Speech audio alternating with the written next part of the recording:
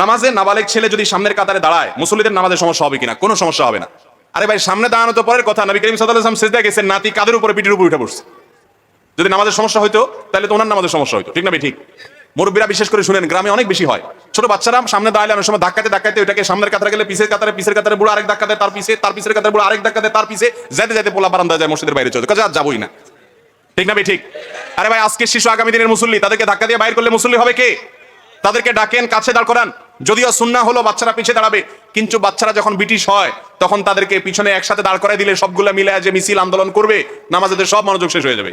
এই জন্য সেই পদ্ধতি যদি করলে ঝামেলা হয়, তাহলে বাপ তার ছেলেকে পাশে রাখলেন, চাচা সামনে রাখলেন, মুরব্বী সামনে রাখলেন, বেশি ইটিশ পিটিশ করে হালকা করে একটু গুতা দিলেন, একটু তাকে সতর্ক করলেন, এতে সবাই আরামের সাথে নামাজ পড়বেন। এরপরেও বাচ্চারা ডিস্টার্ব করবে, সেই ডিস্টার্বকে মানার মতো মানসিকতা থাকতে হবে। কথা কি বুঝাতে পারছি?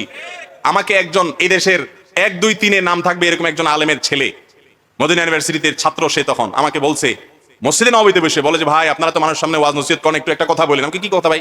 বলে যে আমি ছোটবেলায় মনে আছে এত ধাক্কা খাইছি মসজিদে মুরব্বীদের, মনে হয়তো সমাজের সবচেয়ে খারাপ মানুষ হলে মুরব্বী, মুসল্লি মুরব্বীরা। কারণ একটু দুষ্টামি না করে এমনি যায় বসলেও বলে এই দুষ্টামি করবা না ছেলে, চোখ কেমন ভাবে রাঙ্গায়। কিরে বাবা, আমি এখনো কিছু করি নাই, যে বসছি, আমার দেখলেই ওনার মনে হয় যে কিছু চুলকা আলটায় মনে হয়, কেউ যেন শয়তান মনে হয় ঘোষা। আমি যাই বসলাম, এই ছেলে দুষ্টামি করবা না, কিন্তু কি বাবা ধমকের ছোট আমি ছোট হয়ে যায়, এই ভয় মসজিদে যাওয়া ছেড়ে দিস। এটা ছোটবেলার কথা।